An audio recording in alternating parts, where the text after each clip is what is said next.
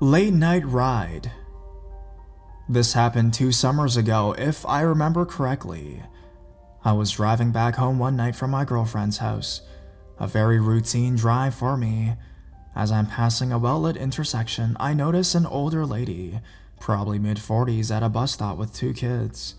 It is well past midnight at this time, so I'm certain buses aren't running anymore. As I drive past them, I start to feel really guilty that this family was, in all likelihood, going to have to walk home in an area that's not very safe. At the following intersection, I decide I wasn't going to let that happen, so I make a U-turn and pull up next to the stop. I roll down my window and let the lady know that the buses are no longer running, and that she should probably call a taxi. She tells me she has no money for a taxi, and asked if I could please give her and the kids a ride home. I didn't get one of those gut feelings to say no, so I obliged. Before getting into the car, she asked if it's okay if her little boy could sit in the front seat, since the back made him sick. I thought this was a little strange, but car sickness can happen, so I figured it was better than having someone vomit in the car. She tells me where she lives, and I head that way. As we're talking, the little boy begins to giggle quite a bit for no reason. I figured he's just a little odd. He then starts to giggle more noticeably. I look over at him in the passenger seat, only to bear witness to a sinister, maniacal look in his eyes. At this point, his giggle has turned into more of a cackle. All the while, the lady is talking to me like she doesn't even hear him or something. Then, it all hit me. What the fuck was I thinking? My back was turned to the stranger. She could have strangled me with a plastic bag or a wire at any of the red lights we hit. There was nothing I could do at this point, except stay alert and hope that the boy would just shut up. I had never felt so helpless. He quiets down as she lets me know that we are very close to her house. She then tells me to pull into a bank parking lot, and I ask her why, since all I wanted was to be in the safety of my own home. She points towards the parking lot and says, "That's our home." They lived in an old RV. She thanks me and they get off. As I drove away, all I could feel was relief, remnants of fear, and most of all, sadness.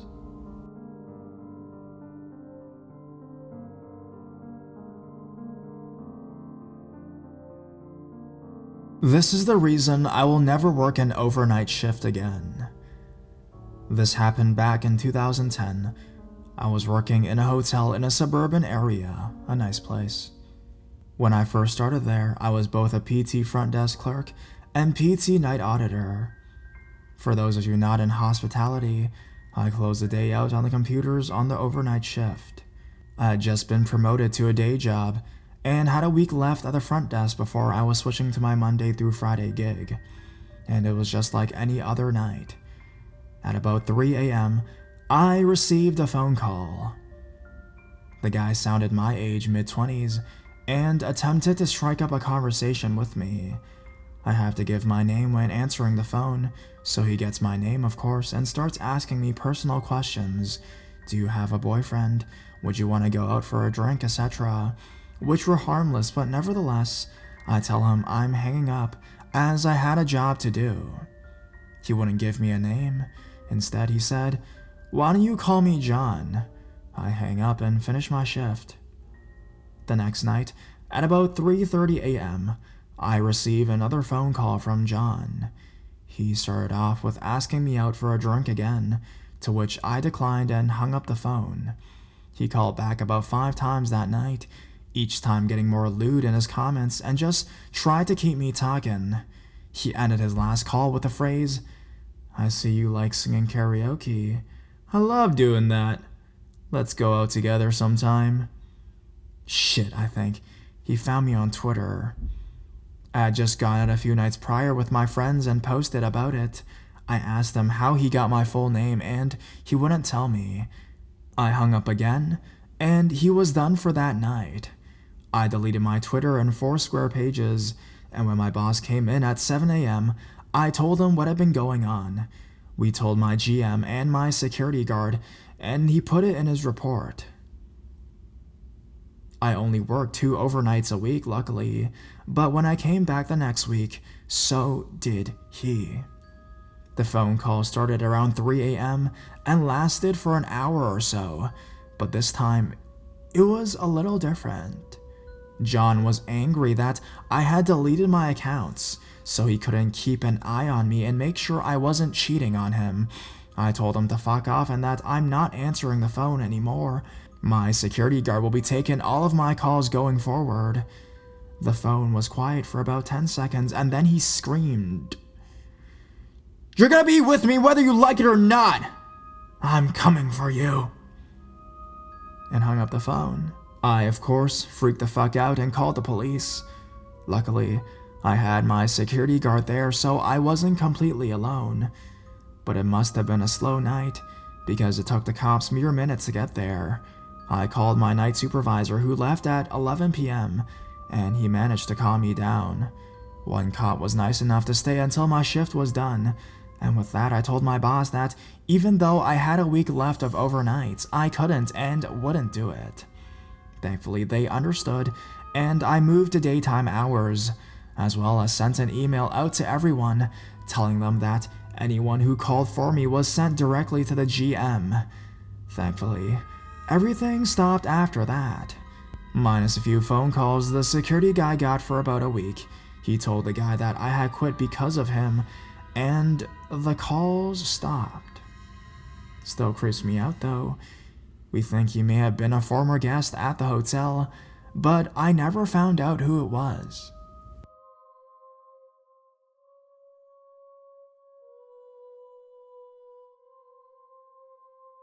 This is my stalker story, and I lived. So far. My freshman year of college was one of the funnest years of my life, and some of my fondest memories are from that year. But it was also the scariest and strangest year to date. I'm 31 years old now. This is thanks to one story in particular. There are actually a couple more that I might post some other time that takes place over the entire school year.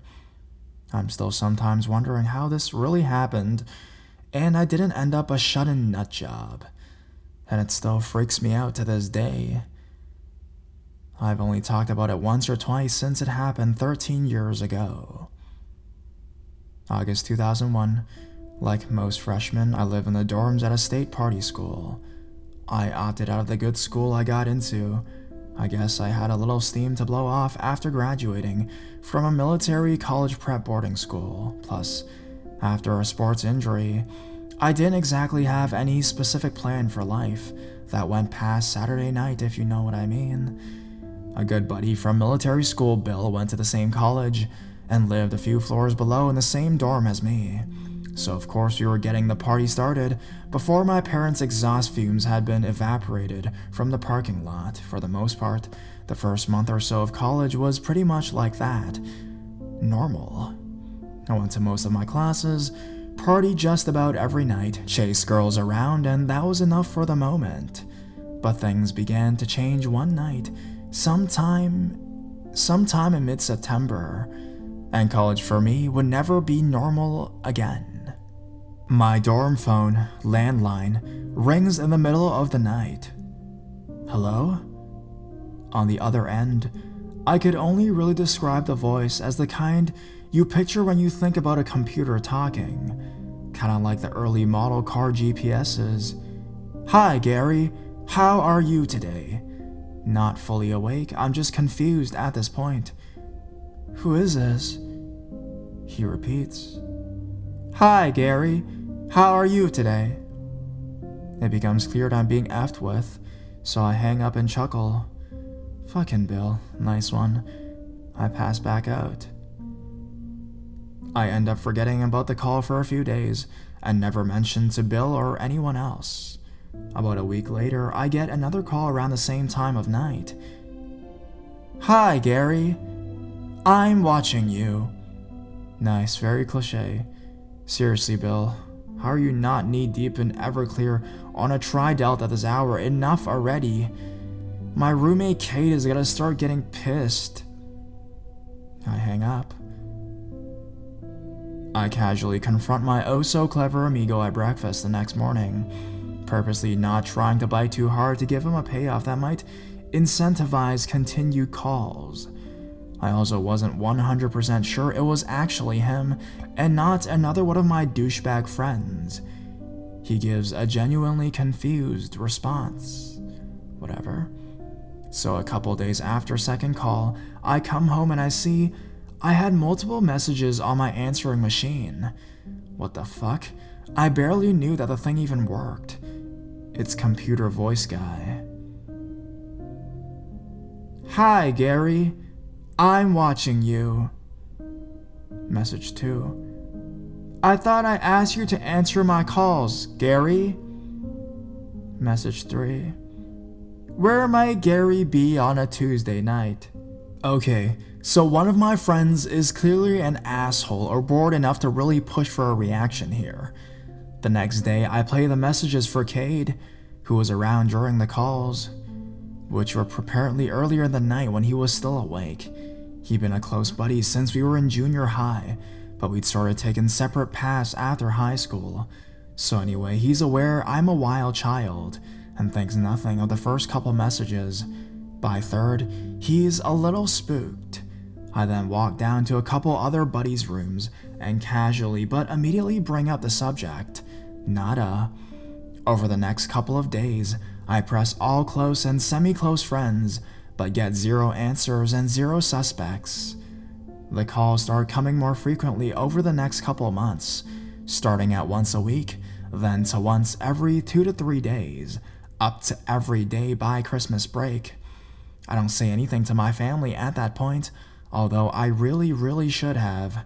What started out as a decent beginning of college turned into not showing up for any classes, tests, nothing.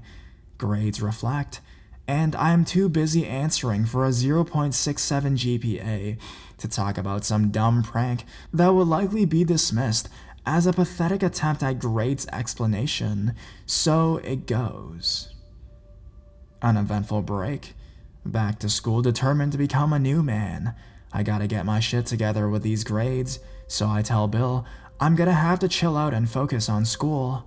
First night back, I get my first spring semester call from CVG. How is your family in Cyprus? Okay, now this is fucking bullshit, man. What kind of douche lords am I hanging out with that even have the discipline to drag this prank out this friggin' long? I get the answer to that question a few days later, and the answer is none of them. Calls become threatening and downright dark. I'm very interested, Gary, in being close to you. I have tools I can bring. It is going to be all over soon. One day I bring Bill and all my other buddies up to hear the messages. I never deleted a single one for some reason. I guess when things happen over longer periods of time, you don't really feel the combined impact until laying out the complete package of evidence. The guys are in shock. I guess I should mention that some of these calls got really specific, and making sure to note specific details about my parents' address, as well as the violence they're planning on doing to me. Cut open your asparagus, Gary, with a butter knife, and all sorts of other crap that sort of blurred together through the hundreds upon hundreds of calls I got over the school year. A chick friend of mine that I'd really liked in high school named Layla goes to a different school hundreds of miles away. We've reconnected thanks to good old AIM and talk from time to time on the phone. CVG had managed a couple of times your friends and made threats about this unspecified person from time to time, but your friend turned out to be your friend Layla. Layla and I are the only 2 people ever named in these calls. But it did get me wondering if this was a new lead to the source. Layla is clueless when I call her about it. Awesome. I know that background was long to read, but you'll understand why I had to explain the situation when I tell you about what happens next. One night, We're all partying and drinking at some hotel. Forgot to mention all that straight A crap went out the window as these events progressed. A different buddy, Carl, has a nice big truck we'd all go everywhere in, but he'd passed out drunk at the hotel after pounding an entire bottle of whatever the fuck. I'm not really drinking tonight and want to get back to my own bed. I snatch Carl's keys to drive back to campus, thinking I'll drive back in the morning to get everyone. This was one of the few times I've even driven that year, so I wasn't tip-top on my directions. I make an early turn and am somehow down a road I've never seen before. I realized this pretty quick, but I figured I got the general direction of campus pegged, so I can just continue the wrong road until hitting the familiar highway that I knew I'd eventually have to hit that is close to campus. I'm finding myself in open fields, still a paved road and everything, but aside from the road, there was absolutely nothing and it was completely black. Around 3 a.m. in the morning, there's this really strange four-way stop I come upon. Strange because I'm probably the fourth person in a year to drive on that road. Unnecessary, right? Anyways, I trudge along, eventually getting to the familiar highway and home free.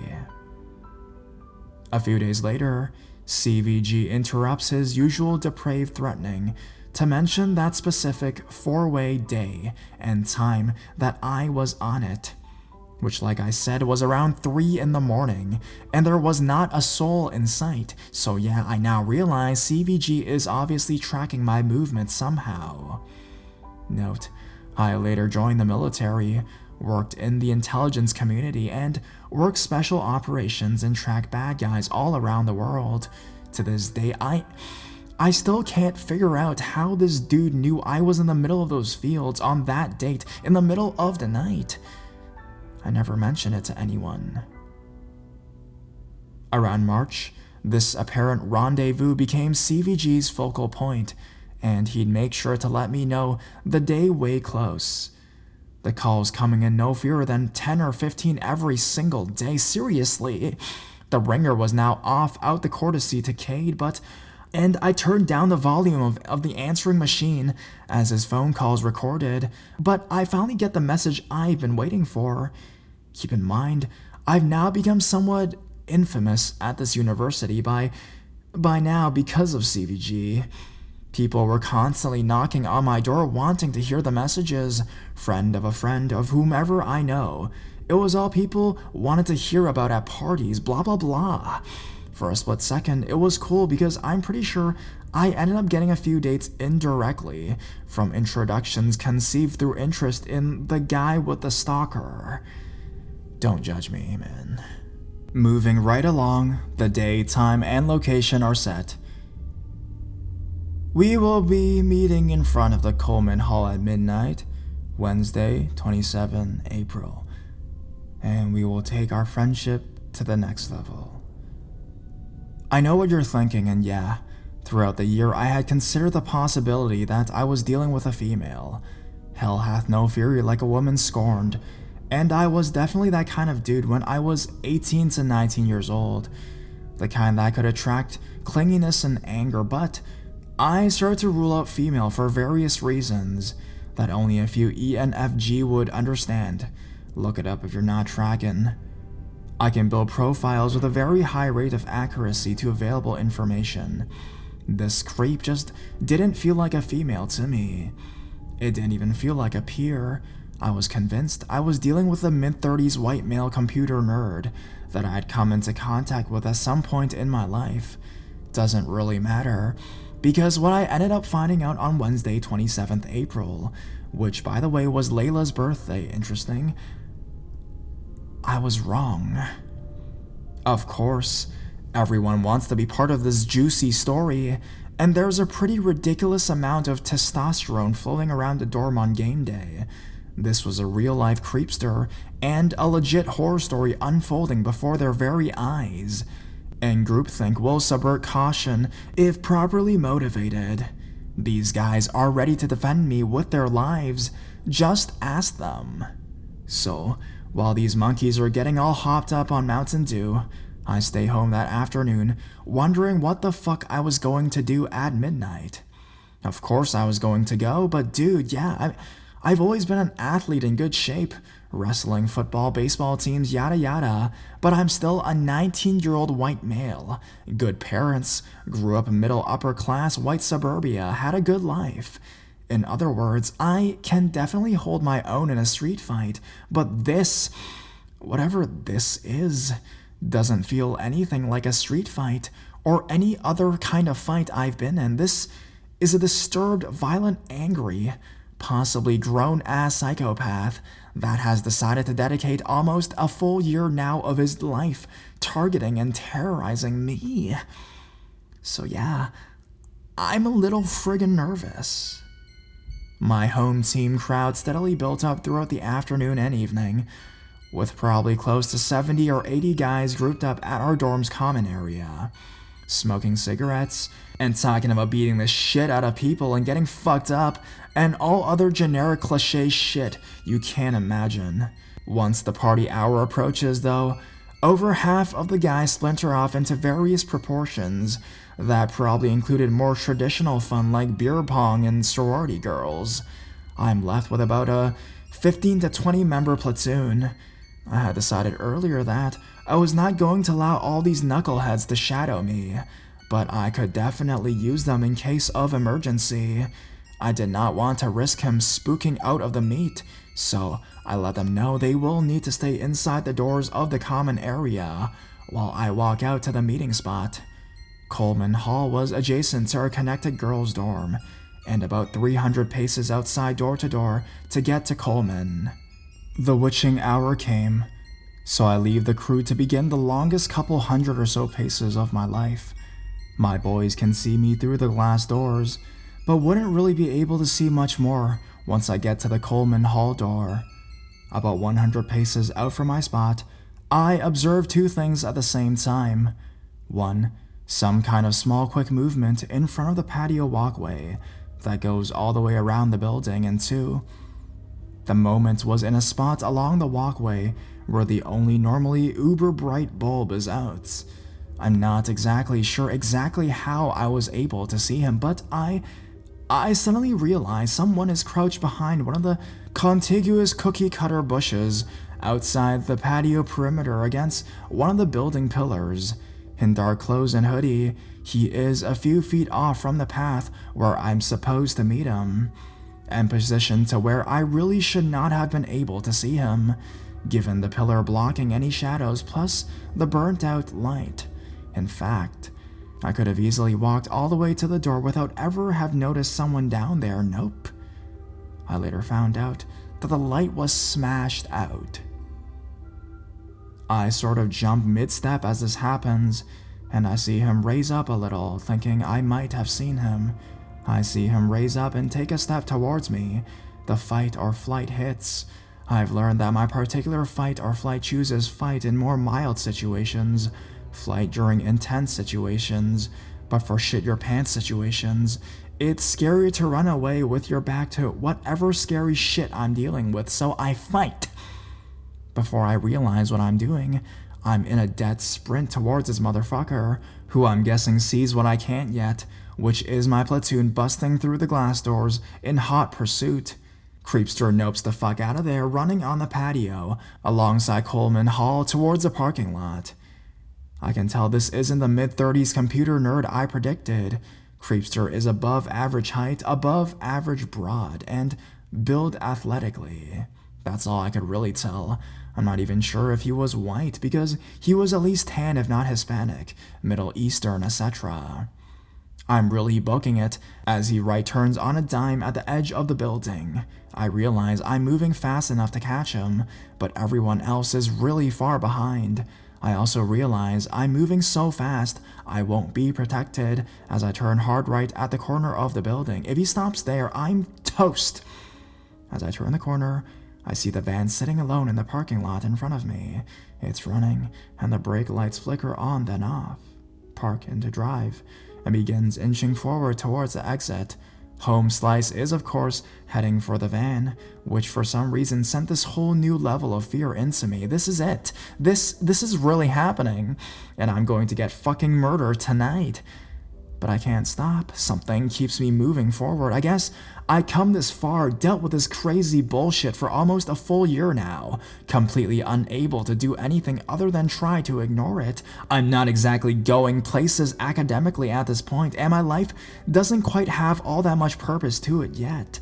If I am going to get schwacked, I will at least know, and this crap will at least be over, right?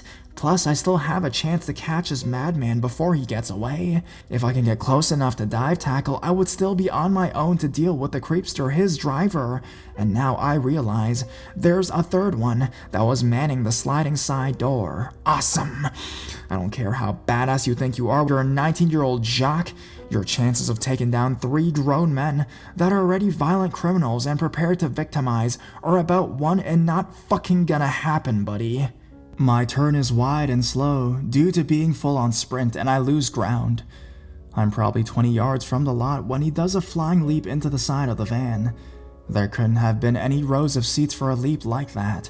Creepster's 3 slams sliding door shut as van peels out of the parking lot, bangs a right, and gone in an instant.